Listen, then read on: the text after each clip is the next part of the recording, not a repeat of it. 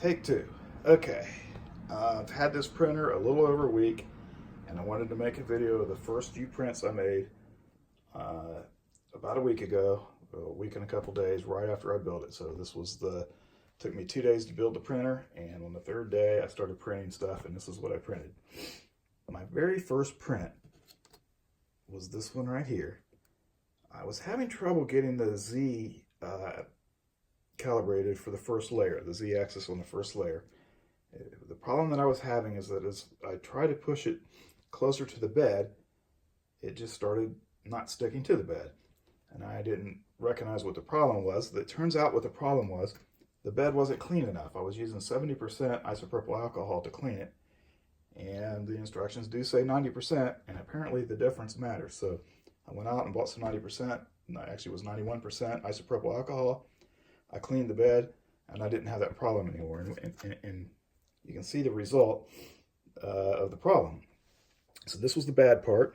You can see the lines here are way too round. That's the problem. My first layer calibration is way too high here. It needs to be down many, almost a whole millimeter. And it worked. It started to work. It got a couple layers. I don't know how many layers that is. It got in. And then it just started mopping the floor with this thing. And after that, I cleaned the bed better, and I was able to adjust the Z-axis much lower. You can see that here. I thought I was done. It turns out even this wasn't good enough, but it was good enough to print this part. And so I was able to print this part. I thought that was pretty good. I went on and printed this part. This part came out really nice. I got a little issues there, but I mean, really, this came out really nice. This is 150 micrometers, 0.15 millimeter tree frog, obviously. That was on the these are all these prints are on the card, the SD card that came with it. And again, you can see the lines there. They're really too big. They're still too big, but it's low enough now that I'm able to print these. And then I even printed this. And this works fantastic. I was able to pull this off the printer and crack it and get it to start moving. And this is a print in place piece. Again, you can see the lines on the bottom. That's the top. There's the bottom. And you can see the lines there. Again, those are too big. If you have lines like that on this Prusa printer, your Z-axis needs to go lower on that first layer calibration. And I found that out when I tried to print the castle. That would have been, let me see, 1, 2, 3, 4. Then I went to this, printed number 5. I tried to print the castle. Boom. Problem number 1. And it was working. It started out working fine. It looked great when it printed the first layer. I walked away for just a minute and came back. When I saw it, it already had these lines. Of course, it was black underneath there because it was on the print bed. And what was happening, you can see this a little more clearly now in this here, but it was a little harder to tell when it was on the print bed what was going on. It was dragging, as it started to print the next layer, it was dragging into the first layer. Now, why did it do that? Well, this is 100 micrometer layer height, and all the other ones were 150. So it was 50 microns closer to the second layer was 50 microns closer to the first layer, etc., right? So as soon as it started moving up the layers, it started dragging into it, whereas with a higher layer height, that didn't happen. So I realized at this point, after I thought about it a few minutes, that I needed to go even lower with the Z-axis. So I did. And before I tried this giant long castle print, I noticed that this was also 100 micrometers, this file, the little Martian guy. And I printed him, and he came out perfect. And now you can see there's a much flatter line. See how much flatter that line is on the bottom.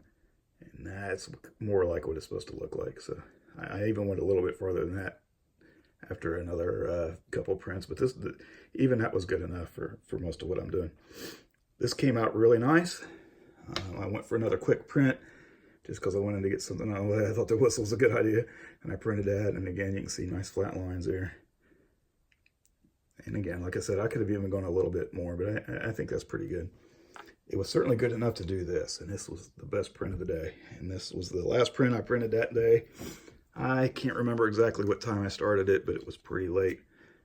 That would have been Sunday. Sunday? Yeah, Sunday. So Sunday night, or it would have been Monday morning, because I would have been up pretty late. So I was up Saturday night. Sunday morning, I'd finished the build of the printer around 2 o'clock in the morning. Sunday morning, all day Sunday, I was printing this stuff and making mistakes and figuring things out.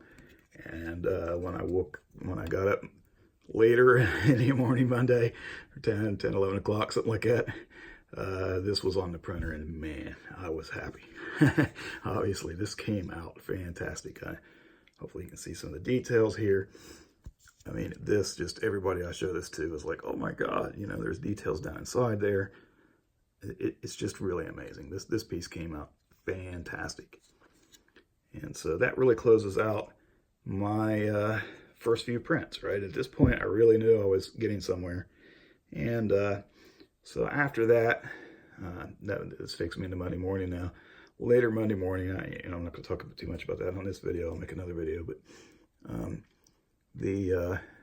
after that, I was ready to start experimenting with stuff that was not created G-code for this printer. So I wanted to start with this stuff because I knew that if I had a problem, it wasn't the G-code, it was me or the print, the print bed or the calibration or something like that. I wanted to get all that out of the way and make sure it could print properly before I started customizing stuff, because I've never had a printer before.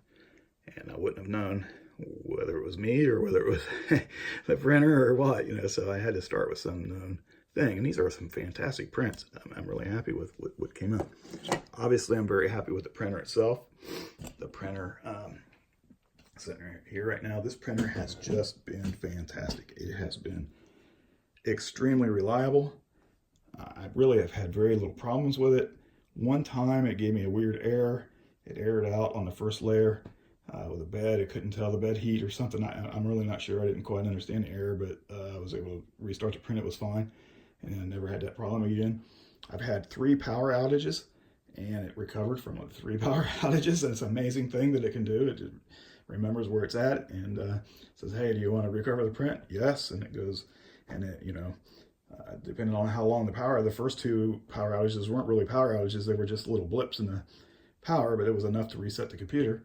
And it recovered on its own immediately without any user prompting. The second one was out for, I don't know, maybe 10 minutes or so. It was enough for the bed to cool down and the hot end to cool down. And it recovered. It came back and I said, yes, I want to do it. And it heated up the hot end. It figured out, to make another line to equalize the pressure and make sure there was nothing off the end of the hot end that would mess up the print. And then went right back to the print and it came out fine. So we'll be talking about that later. I've got that print here still. So anyway, those are the first few prints.